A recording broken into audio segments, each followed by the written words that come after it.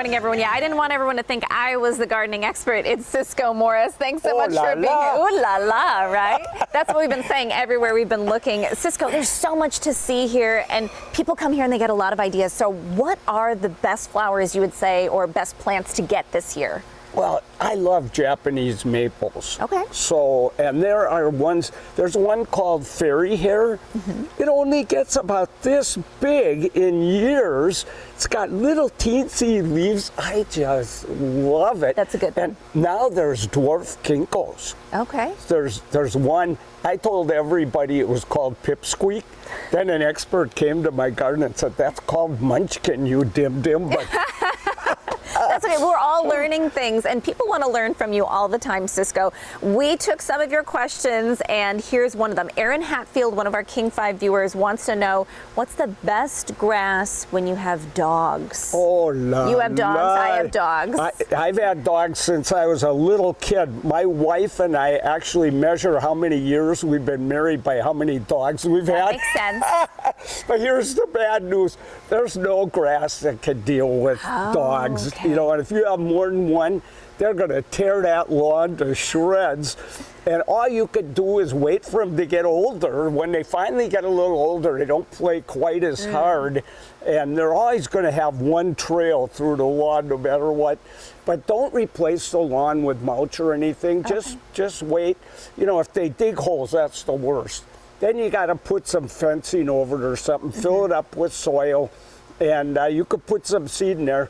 When the dogs get older, you can rent an aerator machine, you know, that pulls the little plugs out of the lawn. Looks like somebody had a Chihuahua festival out there, you know. But and then you could drop the seed in the holes, because the seed won't come up well if you just put it on the areas that are all dead. You got to get them down in the ground, and that works perfect. So you'll have a lawn. You just got to wait 8 or 9 years. That's all. You just got to be patient. All right. And we have already been learning so much from you, Cisco. We were talking about how beautiful this display is that we have here. And there's all these different herbs, because the plants behind those jars are tea trees. That's Camellia sinensis. And that's the plant that all our tea comes from. Wow. Yeah, and if you go to India or somewhere, there's just miles of it, you know, in these plantations. That's lovely. Yeah, but we can grow that here in the Puget Sound. Oh, good to know. All right. Well, if you need some information about the show today, you want to get out to the Flower and Garden Festival, text the word flower to 206-448-4545. It's going to be kicking off today at 9 o'clock, goes until 8 p.m. And there's something for everyone. We've said that a lot. There's the trees, the herbs, the plants, the flowers. But Cisco, you and I found this little oasis. There's actually water in here. So Cisco and I may take a little dip in here.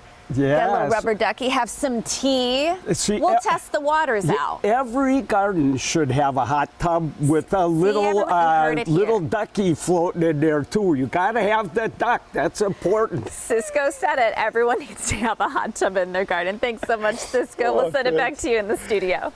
All right, great advice from Cisco Morris, the legendary Cisco Morris. Like a long list of questions to ask Cisco. We'll try to get to some more of your viewer questions later on in the show. Thank you.